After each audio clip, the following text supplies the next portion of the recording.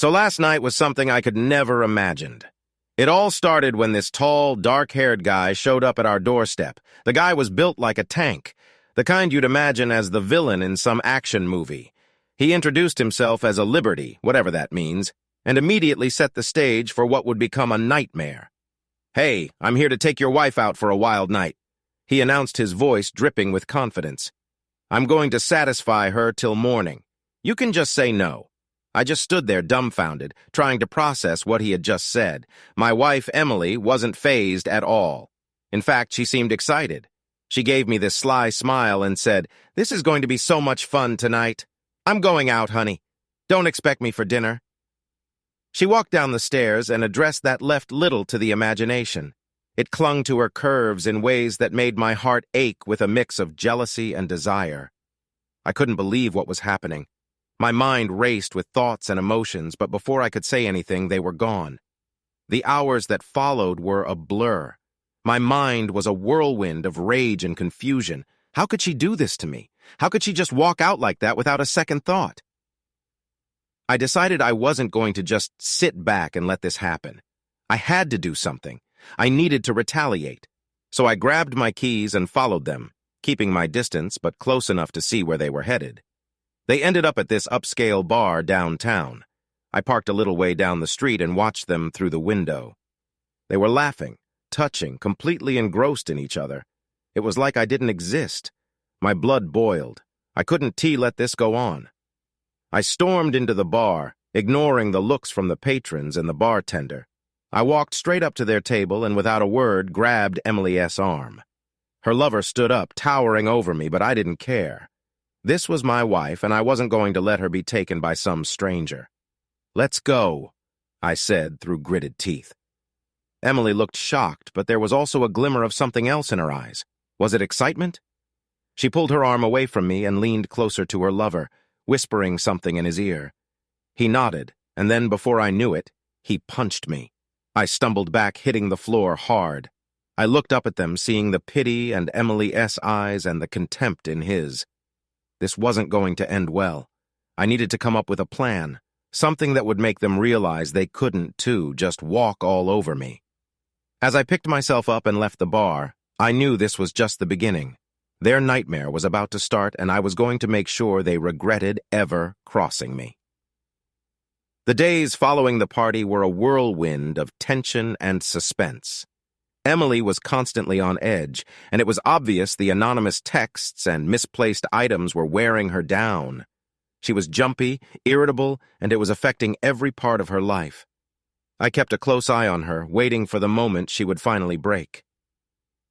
One evening, Emily came home looking more distressed than usual. She had bags under her eyes, and her usual confident demeanor was replaced by a nervous energy. She paced the living room, muttering to herself, occasionally glancing at her phone as if expecting another threatening message. "What is wrong?" I asked, fainting concern. She shot me a wary look. "Have you noticed anything strange around the house? Things being moved, missing?" I shrugged. "Not really." "Why?" Her eyes narrowed. "I don't know, it's just things don't feel right." I could see the doubt and paranoia eating away at her. It was exactly what I wanted. She was starting to crack, and it was only a matter of time before she fell apart completely. That night, I set up a new round of anonymous texts. This time, they were more direct, more menacing. "You can escape what you have done," one read. Another said, "He knows it's only a matter of time." The next morning, Emily looked even worse. She was jumpy, her hands shaking as she poured herself a cup of coffee. She barely looked at me, her mind clearly occupied with thoughts of the texts and the mysterious intrusions in our home. "I think we should talk," I said, trying to sound calm and reasonable. She looked up, her eyes wide with fear. "About what?" "About us. About what has been going on." She shook her head, tears welling up in her eyes. "I can do this right now." I stood up, blocking her path to the door. "You need to tell me what's going on, Emily. Who is he? Who's been sending you these messages?" She looked at me like a trapped animal, her chest heaving with panic. "I don't know. I swear I don't know." I took a step closer, lowering my voice. "Lying isn't going to help you. I know everything, Emily. I know about your lover. I know about the texts. I know what you've been doing." She collapsed into a chair, burying her face in her hands. "I am so sorry," she sobbed. I didn't mean for any of this to happen. I didn't feel any sympathy for her. This was the moment I had been waiting for. It's too late for apologies. You made your choice and now you have to live with the consequences. She looked up at me, her face streaked with tears. What are you going to do? I leaned in, my voice cold and steady. I'm going to make sure you understand what it feels like to be betrayed. I'm going to make sure you feel every bit of pain and humiliation you put me through. She stared at me, her eyes wide with terror. She knew I was serious and there was nothing she could do to stop me. The tables had turned and I was in control now. Over the next few days, I intensified my efforts. The anonymous texts became more frequent, more threatening. I moved her belongings around the house, leaving cryptic messages that only added to her paranoia. She was a wreck, constantly on edge, jumping at every sound and shadow. One night I set up a hidden camera in our bedroom. I wanted to capture her reactions to document her descent into madness. As she tossed and turned in bed, mumbling to herself, I watched from another room, feeling a twisted sense of satisfaction. This was my revenge, and it was unfolding perfectly. But I knew I couldn't keep this up forever. Eventually, she would break, and I needed to be ready for that moment. I started planning the final stage of my retaliation, something that would leave a lasting mark on her, something she would never forget. Emily S. Lover was the key. I needed to confront him to make him understand the gravity of what he had done. I followed him one evening as he left his apartment, watching as he made his way to a local bar. I waited until he was alone, then approached him. "You think you can just take what's mine," I said, my voice low and threatening. He turned, surprise and fear flashing in his eyes. "Who the hell are you?" I stepped closer, my fists clenched. "I am the husband of the woman you've been screwing, and now you're going to pay for what you've done." His eyes widened in realization. "Look, man, I didn't mean for any of this to happen." I didn't give him a chance to explain. I grabbed him by the collar and shoved him against the wall, my anger boiling over. You don't get to mean well when you destroy someone's life. You and Emily are going to understand what real pain feels like. He struggled, but I held him firmly. "What do you want from me?" I leaned in, my voice a deadly whisper. "I want you to suffer just like I have, and I won't stop until you do." I released him, watching as he stumbled away, his face paled with fear. He knew I was serious, and that was enough for now. This was far from over, and I was going to make sure they both knew it. Back home, I found Emily sitting on the edge of the bed, her face buried in her hands. She looked up as I entered, her eyes red from crying. "Please," she whispered, "just tell me what you want. I'll do anything."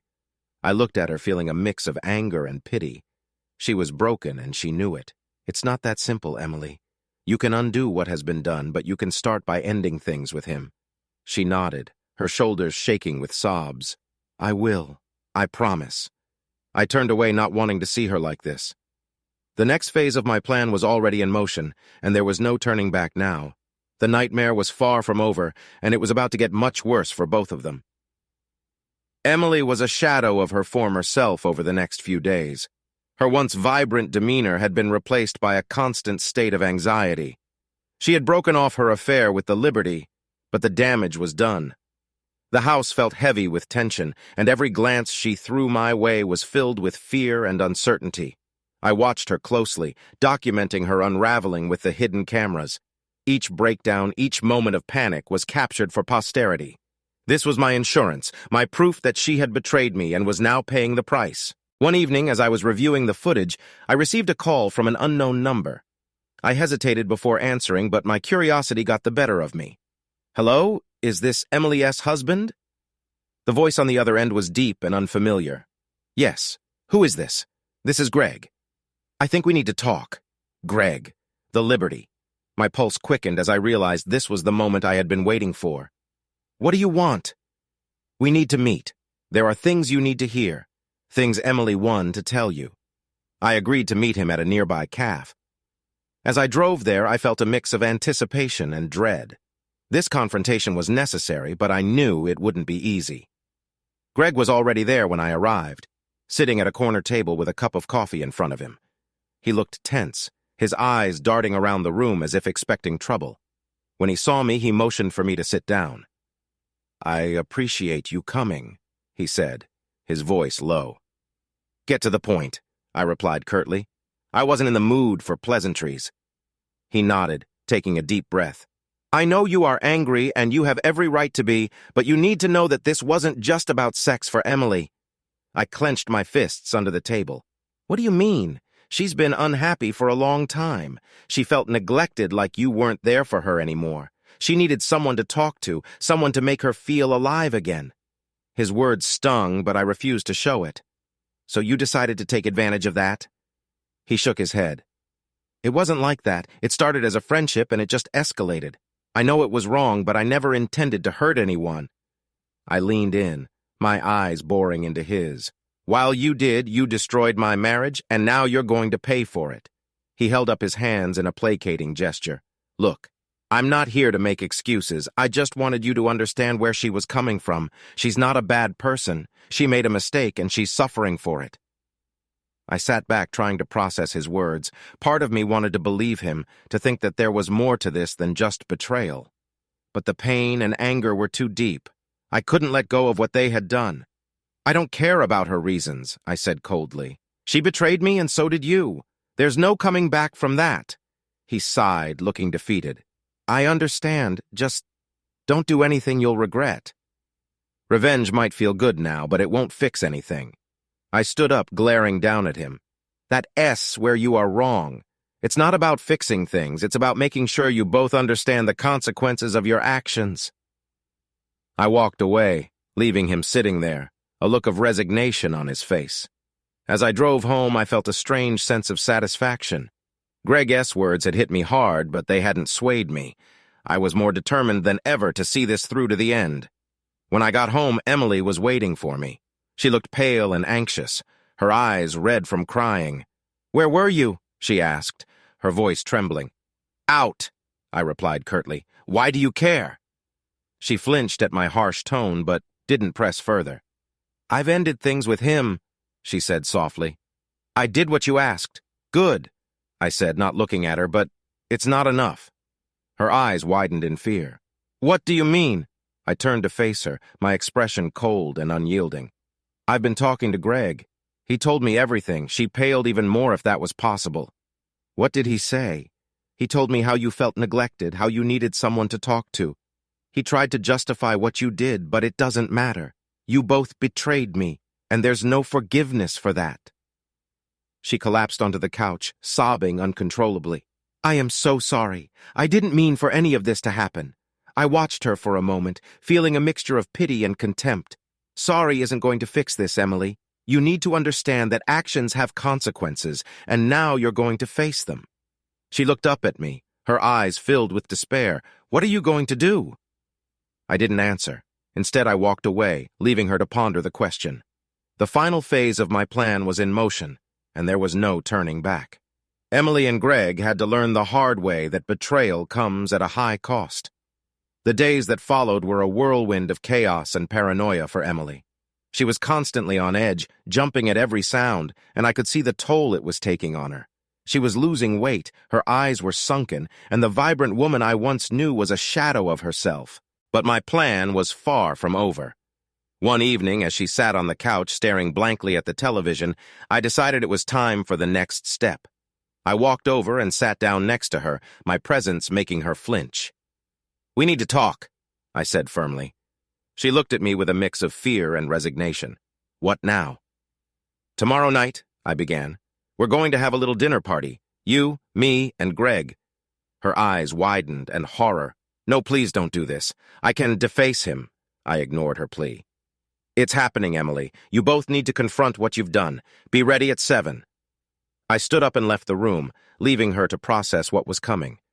I could hear her soft sobs as I walked away, but I felt no sympathy. This confrontation was necessary. They needed to see the destruction they had caused face to face. The next evening, I set the table meticulously, making sure everything was perfect. Emily was a wreck, her hands shaking as she helped me prepare. She kept glancing at the clock, dreading the moment Greg would arrive. At 7 sharp, the doorbell rang. Emily visibly tensed, and I could see the panic in her eyes. I opened the door to find Greg standing there, looking equally apprehensive. Come in, I said, stepping aside to let him in. He nodded, stepping into the house, his eyes darting around nervously. Emily stood by the dining table, her face pale and her eyes red-rimmed from crying. The tension in the room was palpable. We sat down to dinner, the silence heavy and oppressive. I watched them both, noting the way they avoided each other's eyes. It was clear they were both terrified of what was to come. So I began breaking the silence. Let S talk about what happened. Emily looked down at her plate, unable to meet my gaze. Greg shifted uncomfortably in his seat, glancing between us. "I already told you," Greg said quietly. "It wasn't just about sex. Emily was unhappy, and I was there for her. I clenched my fists under the table, and that makes it okay?" He shook his head. "No, it doesn't, T. I'm not trying to justify what we did. I'm just trying to explain." Emily finally looked up, her eyes filled with tears. "I am sorry. I know I hurt you, and I regret it every single day." I stared at her, my anger barely contained. "Regret isn't enough. You both betrayed me, and there are consequences for that." She broke down, sobbing uncontrollably. Greg reached out to comfort her, but I slammed my hand on the table, making them both jump. "No," I said harshly. "You don't get to comfort her. You don't get to act like the good guy. You both need to face what you've done." The rest of the dinner was a blur of accusations and confessions. Emily and Greg were both broken, their guilt and shame laid bare. I watched them, feeling a twisted sense of satisfaction. They were finally facing the reality of their actions. After dinner, I escorted Greg to the door. He looked at me, his eyes filled with a mix of fear and regret. "I hope this helps you find some peace," he said quietly. I didn't respond, closing the door behind him. As I turned back to face Emily, I saw her crumpled on the floor, sobbing. This was the moment I had been waiting for, but instead of feeling triumphant, I felt a strange emptiness. I walked over to her and knelt down. "Emily," I said softly, "this isn't just about revenge. It's about understanding the pain you caused." She looked up at me, her eyes filled with despair. "I understand. I do. And I'm so sorry." I sighed, feeling the weight of everything that had happened. "It is not just about being sorry. It's about making things right." She nodded, wiping her tears. "I'll do anything, just tell me what to do." I stood up, offering her my hand. "We'll figure it out, together." As she took my hand, I realized that this was the beginning of a long and difficult journey. The road to healing would be tough, but it was a path we needed to take. The nightmare was far from over, but at least now we were facing it together. The days following the dinner party were filled with a strange sense of calm. Emily was visibly shaken but seemed determined to make amends. She kept her distance from Greg, who had also reached out to apologize once more. It was clear that the confrontation had left a mark on both of them. We settled into a tense routine, the house quiet except for the necessary conversations. Emily spent most of her time trying to prove she was committed to our marriage, cooking meals and cleaning obsessively. I watched her closely, my anger simmering beneath the surface, but I couldn't ignore the genuine remorse in her eyes. One evening, after a particularly silent dinner, Emily approached me. "Can we talk?" she asked softly. I nodded, gesturing for her to sit down. "What is it?" She took a deep breath, her hands trembling. "I want to see a therapist for us and for myself. I know I've caused so much pain, and I need to understand why I did what I did. I need to fix myself, for both of us." I was taken aback by her suggestion. Therapy? It wasn't something I had considered, but maybe it was what we needed. "All right," I said slowly. "If you think it will help, we can try it." She looked relieved, her eyes shining with gratitude. "Thank you. I know it won't be easy, but I want to do everything I can to make this right." We started seeing a therapist a few days later. Dr. Morgan was a calm, composed woman who seemed to understand the depth of our issues immediately. Our first session was filled with awkward silences and hesitant admissions, but it was a start. "Confidelity is a symptom, not the root of the problem," Dr. Morgan said gently. "We need to dig deeper to understand what led to this situation." Emily nodded, tears streaming down her face. I felt so alone. I thought Greg was the only one who could understand me. I clenched my fists, trying to stay calm, and I felt betrayed, like I was nothing to you. Dr. Morgan guided us through the conversation, helping us express our feelings without attacking each other. It was exhausting and emotionally draining, but it felt like progress. As the weeks passed, we continued our therapy sessions, slowly rebuilding the trust that had been shattered. Emily opened up about her insecurities and fears, and I shared my own feelings of inadequacy and betrayal. It was a painful process, but with each session we seemed to move a little closer to understanding each other. And evening, after a particularly intense session, we sat on the porch, the cool breeze soothing our frayed nerves. Emily looked at me, her eyes filled with determination. I know I can never undo what I did, but I promise you I will never make that mistake again. I love you, and I want to spend the rest of my life making it up to you. I looked at her, seeing the sincerity in her eyes. It was a long road ahead, but for the first time I felt a glimmer of hope. I believe you, I said quietly, and I'm willing to try for us. The days turned into weeks, and slowly the tension in our home began to ease. Emily asked efforts to mend our relationship were evident in everything she did. She planned date nights, cooked my favorite meals, and constantly reassured me of her love. It was clear she was committed to making things right. At the progress we were making, the past still haunted us. There were moments when the memories of her betrayal would resurface, bringing a wave of anger and hurt. But each time we faced it together, talking through the pain and finding ways to move forward. One evening, as we sat in the living room, Emily turned to me. I know we've been through so much, but there's something I need to tell you.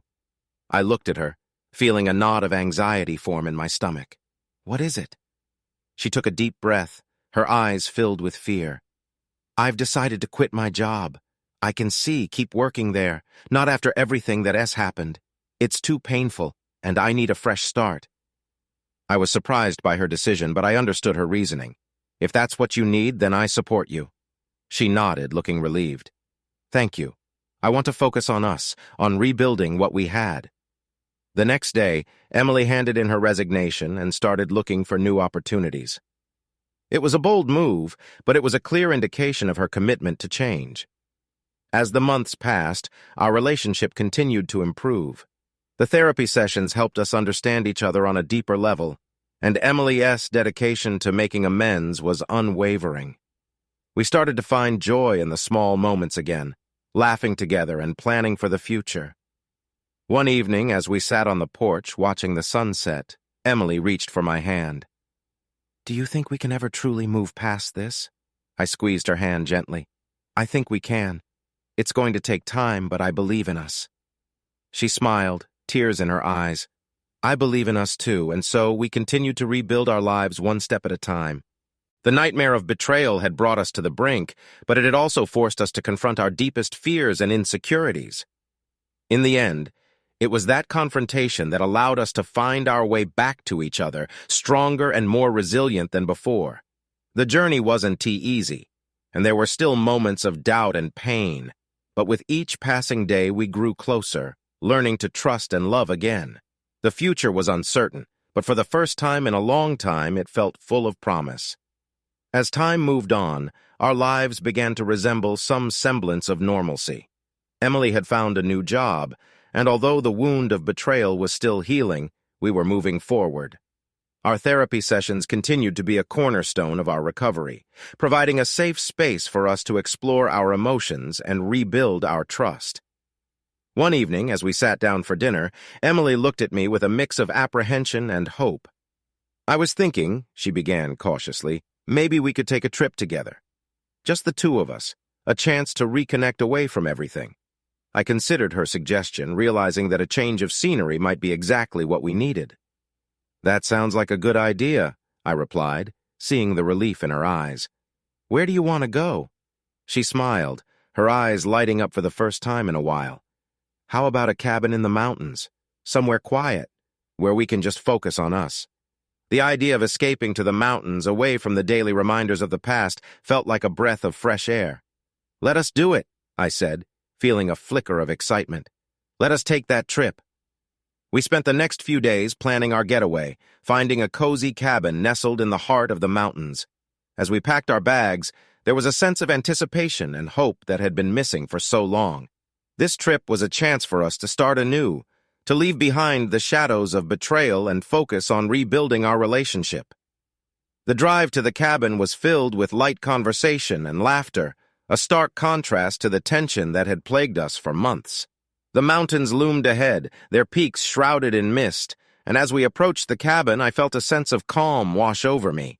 This was our sanctuary, a place where we could heal. The cabin was everything we had hoped for, rustic yet comfortable, with a roaring fireplace and large windows that offered stunning views of the surrounding forest. As we settled in, there was a palpable sense of peace. For the first time in a long time, it felt like we could breathe. We spent our days hiking through the woods, exploring hidden trails, and marveling at the beauty of nature. The physical exertion and the serenity of the forest allowed us to clear our minds and focus on the present. In the evenings, we cooked together, enjoying simple meals by the fire, and talked about our hopes and dreams for the future. One night, as we sat on the porch wrapped in blankets, watching the stars twinkle above, Emily turned to me. "Thank you for giving us this chance," she said softly. "I know it's been hard, but I believe we can make it through." I looked at her, seeing the sincerity and love in her eyes. "It's been a long road, I admit it, but I believe in us too. This trip has been exactly what we needed." She smiled, leaning her head on my shoulder. "I love you," she whispered. "I love you too," I replied, feeling a warmth spread through my chest. It wasn't just words, it was a promise to move forward, to heal, and to rebuild our lives together. As the days turned into weeks, the trip allowed us to reconnect in ways we hadn't anticipated. We rediscovered the simple joys of being together, laughing over shared memories and creating new ones. The mountains became a symbol of our resilience, a testament to our commitment to each other. One morning, as we hiked to a secluded lake, Emily took my hand. "I want to renew our vows," she said, her voice filled with emotion. "I want to start fresh, to make new promises and leave the past behind." I looked at her, feeling a surge of love and admiration. "I would love that," I said, pulling her into a tight embrace. "Let us do it." We found a quiet spot by the lake, the water shimmering in the early morning light. Standing there, surrounded by the beauty of nature, we spoke from our hearts, renewing our vows with tears in our eyes and smiles on our faces. It was a simple, heartfelt ceremony, but it marked a new beginning for us. When we returned from our trip, we carried the peace and renewal we had found in the mountains back with us. Life wasn't perfect, and there were still moments of doubt and pain, but we faced them together, stronger and more united than ever. Our relationship continued to grow, built on a foundation of honesty, trust, and mutual respect. We learned to communicate better, to listen without judgment, and to support each other through the ups and downs. The nightmare of betrayal had transformed into a journey of healing and growth, and we were determined to make the most of it. One evening, as we sat on the porch of our home watching the sunset, Emily turned to me. "Do you think we truly moved past it?" she asked, her voice tinged with vulnerability. I took her hand, squeezing it gently. "I think we are moving forward," I said thoughtfully. "The past will always be a part of us, but it doesn't define us. What matters is what we do from here on out." She smiled, leaning her head on my shoulder. I couldn't have said it better. As we sat there, watching the sky turn shades of pink and orange, I realized that the future was ours to shape. We had faced the darkness and emerged stronger, ready to embrace whatever lay ahead. The healing process was ongoing, but with each passing day we grew closer, more resilient, and more in love. The journey of rebuilding our relationship had been challenging, but it had also been profoundly rewarding. It had taught us the value of forgiveness, the importance of communication, and the strength of true love. And as we looked towards the horizon, we knew that together we could face anything that came our way. Going home after our trip to the mountains felt different this time. The house, once a place filled with tension and mistrust, now seemed like a blank canvas for new memories and experiences. Emily and I had found a rhythm that worked for us, but we both knew the journey was far from over. One morning, as we were having breakfast, Emily looked at me thoughtfully. "I've been thinking about our future," she began, "about what we can do to keep growing together." I put down my coffee cup, intrigued. "What do you have in mind?" She took a deep breath, her eyes bright with excitement. I want to start a project together, something that we can build from the ground up, something that is just ours. The idea sparked my curiosity. Like what? Well, she said, smiling, you've always loved woodworking, and I've always wanted to learn more about it. What if we started a small business? We could make custom furniture, home decor, things like that. It would be a way for us to work together, to create something beautiful out of the pain we've experienced. The thought of combining our talents and working side by side was appealing. It felt like a way to channel our energy into something positive and constructive. I love that idea, I said, feeling a surge of excitement. Let S do it. We spent the next few weeks planning and brainstorming, turning our garage into a makeshift workshop. Emily took some woodworking classes to learn the basics, and I taught her everything I knew. It was a new experience for both of us, and it brought us closer together in unexpected ways. Our first project was a simple bookshelf. We worked on it together, measuring, cutting, sanding, and staining the wood. The process was slow but incredibly rewarding. As the bookshelf took shape, so did our partnership. We learned to communicate better, to rely on each other's strengths, and to support each other through the challenges. When the bookshelf was finally finished, we stood back to admire our handiwork. It was beautiful, a testament to our resilience and creativity. We did it, Emily said, her eyes shining with pride. And it's just the beginning. We decided to name our business Second Chances Woodworks, a nod to our journey of healing and rebuilding. We created a website, set up social media accounts, and started taking orders. The response was overwhelming. People loved our story and our products, and the business quickly gained traction. Working together on the business was a transformative experience. It gave us a sense of purpose and a shared goal. We spent hours in the workshop, laughing, talking, and creating. The projects we completed were not just pieces of furniture, they were symbols of our renewed commitment to each other. One evening, after a particularly productive day in the workshop, we sat on the porch watching the sunset.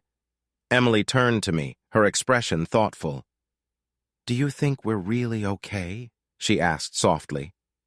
I looked at her, seeing the vulnerability in her eyes. "I think we are more than okay," I said, taking her hand.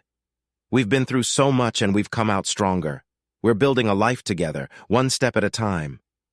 She smiled, squeezing my hand. "I'm so grateful for you. For us. I never thought we could get here, but we did." I kissed her forehead, feeling a profound sense of contentment.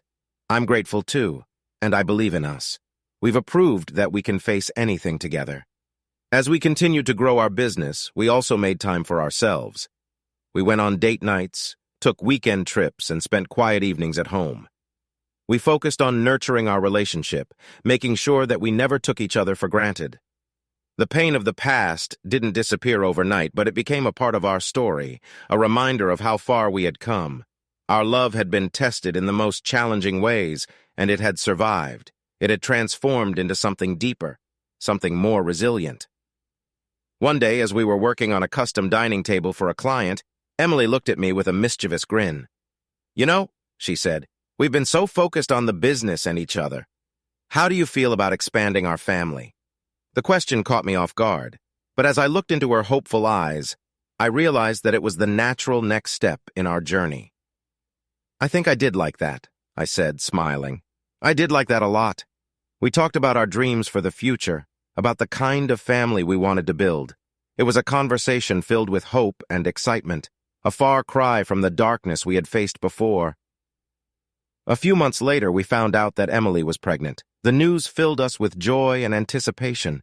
It was a new beginning, a chance to create a life together in every sense of the word. We prepared for the arrival of our child, turning one of the spare rooms into a nursery, filled with handmade furniture and decorations. The day our daughter Lily was born was the happiest day of our lives. As I held her in my arms, I felt an overwhelming sense of love and gratitude. This tiny, perfect being was a symbol of our love, our resilience, and our commitment to each other. Emily and I continued to work on our business, but our focus shifted to our growing family. We balanced work and parenthood, supporting each other every step of the way. Our home was filled with laughter, love, and the sound of Lily's giggles. Looking back on our journey, I realized that the pain and betrayal we had experienced were not the end of our story. They were the catalyst for a deeper, more meaningful connection. We had faced the darkness together and emerged into the light, stronger and more united than ever. As we stood on the porch one evening, watching Lily play in the yard, Emily wrapped her arms around me. "We've come a long way," she said softly. I nodded, feeling a profound sense of peace. We have, and I wouldn't trade it for anything. Our journey was far from over, but we knew that whatever challenges lay ahead, we would face them together. Our love had been tested and had proven unbreakable. The future was bright, and we were ready to embrace it, hand in hand as a family. The arrival of Lily brought a new dimension to our lives. Emile en Hood was a beautiful challenge, filled with sleepless nights and joyful moments. Emily and I found ourselves closer than ever, united in our love for our daughter and our determination to give her the best life possible. Our business, Second Chances Woodworks, continued to thrive. We took pride in our work, creating pieces that were not just functional, but also filled with the love and dedication we had poured into them. Each project was a reminder of how far we had come and how much we had overcome together. One sunny Saturday, as we worked on a new order in our garage workshop, Lily played nearby with her toys. She was growing so fast, her laughter filling the air with a happiness that was contagious. Emily looked over at me, a smile playing on her lips. "She's going to be a little artist," she said, watching Lily as she carefully stacked wooden blocks. I nodded, feeling a swell of pride, just like her parents. Emily walked over and hugged me from behind, resting her chin on my shoulder. "I'm so grateful for our family," she whispered, "for everything we have built together." I turned to kiss her forehead. "Me too. We've been through so much, but look at what we've created. It's all worth it. Our days were filled with a new kind of rhythm. We balanced work and family life, making sure to carve out time for each other. Nights became a cherished tradition, a chance for us to reconnect and nurture our relationship. We found joy in the little things, a shared laugh, a quiet moment after Lily had gone to bed, the warmth of each other's presence. One evening, as we sat on the porch after putting Lily to sleep, Emily turned to me with a thoughtful expression. "Do you ever think about the future? About what comes next?" I nodded, taking her hand in mine all the time. I think about Lily growing up, about our business expanding. But mostly, I think about us growing old together, watching our family thrive. She smiled, her eyes twinkling in the soft light. I love that vision, and I think we can make it happen. Over the next few years, our lives continued to evolve. Lily started school, bringing home drawings and stories that filled our hearts with pride. Our business grew, and we even hired a small team to help us with the increasing demand. It was a period of growth and stability, a testament to our hard work and dedication. One summer, we decided to take a family vacation to the beach. It was Lily's first time seeing the ocean, and her excitement was infectious. We spent our days building sandcastles, swimming in the warm waves, and collecting seashells. The evenings were reserved for quiet walks along the shore, the sound of the waves creating a soothing backdrop. One night, as we watched the sunset, Emily took my hand. "I've been thinking," she said softly, "about how far we've come. I know we've faced so many challenges, but I wouldn't trade any of it. It's made us who we are." I squeezed her hand, feeling a deep sense of contentment. I feel the same way. Every struggle, every pain, it's all part of our story, and it's a beautiful one. We leaned her head on my shoulder, and we watched the sky turn shades of pink and orange. "Do you think we are ready for the next chapter?" she asked, her voice filled with hope. I looked at her, seeing the love and determination in her eyes. "I do. Whatever comes next, we'll face it together." As the years passed, our love continued to deepen.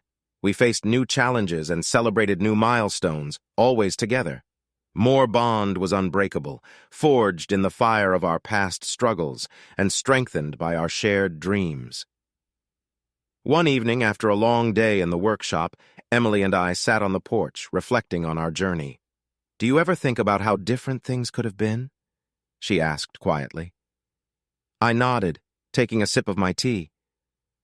"I do, but I am glad for everything that has happened. It's made us stronger, more resilient. It has brought us here." She smiled, her eyes filled with gratitude. "I wouldn't change a thing either. Our story is perfect just the way it is. We sat in comfortable silence, watching the stars twinkle above. Our love had weathered the storms, and we had emerged stronger, more united than ever. The future was a vast, open horizon, and we were ready to face it, hand in hand. As the night grew darker, we headed inside, knowing that whatever came our way, we had each other. Our journey was far from over, but with each step, we grew closer, more in love, and more determined to build a beautiful life together. The past was a part of us, but it didn't define us. Our love, our resilience, and our commitment to each other were the true markers of our journey. And as we looked towards the future, we knew that together we could overcome anything. Our story was one of second chances, of rebuilding and renewal. It was a testament to the power of love and the strength of the human spirit, and as we embraced each new day, we did so with hope, gratitude, and a deep, unshakable love. The years rolled on, and our lives continued to blossom. Lily grew into a bright and curious young girl, her love for art and creativity shining through in everything she did. Our business thrived, becoming more than just a way to make a living. It was a symbol of our love and dedication to each other and our family. One summer, as we gathered for a family picnic at a local park, Emily and I watched Lily run around with her friends, her laughter echoing through the air. Emily turned to me, her eyes reflecting the sunlight. "I have been thinking about our business," she said. "It's become something really special, but what if we took it a step further?" I raised an eyebrow, curious. "What do you have in mind?" She smiled, a glint of excitement in her eyes. "What if we started teaching workshops, sharing our skills and passion with others? It could be a way to give back to the community and inspire others to find their own creative outlets." The idea was intriguing. "I love it," I said. "It is a great way to expand what we've built and help others in the process." We spent the next few months planning and preparing, converting a part of our workshop into a classroom space. We advertised our workshops locally, inviting people of all ages to come and learn the art of woodworking. The response was overwhelmingly positive. Our first workshop was a mix of excitement and nerves. We had a group of about 10 people, each eager to learn and create. As we guided them through the basics of woodworking, teaching them how to measure, cut, and assemble their projects, we saw the same spark of creativity and joy that had brought us together. One of our students, an elderly man named Frank, approached us during a break. "You know," he said, smiling warmly, "I've always wanted to try my hand at woodworking, but I never had the chance. Thank you for making this possible." Emily and I exchanged a glance, feeling a deep sense of fulfillment. "It's our pleasure," Emily replied. "We were glad to have you here." The workshops became a regular part of our lives, bringing new people into our world and creating a sense of community. We hosted events, collaborated with local artists, and even started a scholarship program to help those who couldn't afford the classes. As the years went by, our business evolved into a thriving center of creativity and learning. We expanded our offerings to include different types of art and craftsmanship, welcoming new instructors and ideas. The sense of purpose and fulfillment was unlike anything we had ever experienced. Lily grew up in this environment of creativity and passion, and it shaped her into a confident and talented young woman. When she turned 18, she decided to pursue a degree in fine arts, with dreams of one day taking over the family business and continuing our legacy. One evening, as we prepared for one of our biggest events yet, an art show featuring the works of our students, Emily and I took a moment to reflect on our journey. We stood in the gallery surrounded by beautiful pieces created by people whose lives we had touched. "Can you believe how far we've come?" Emily asked, her voice filled with wonder. I shook my head, a smile playing on my lips. "It's incredible. We started with just a simple idea and a lot of hope, and look at what we've built." She leaned against me, her warmth and love a constant source of comfort. "I am so proud of us, of everything we've accomplished together." I kissed her forehead, feeling a deep sense of gratitude. "I am too, and I can't wait to see what the future holds." As the art show began, we welcomed guests and admired the beautiful works on display. Lily, now a confident young woman, guided visitors through the gallery, sharing stories of each piece and the artists who created them. Watching her, I felt an overwhelming sense of pride and joy. The event was a resounding success, filled with laughter, admiration, and a sense of community. As the night came to a close, Emily and I stood together, holding hands and taking it all in.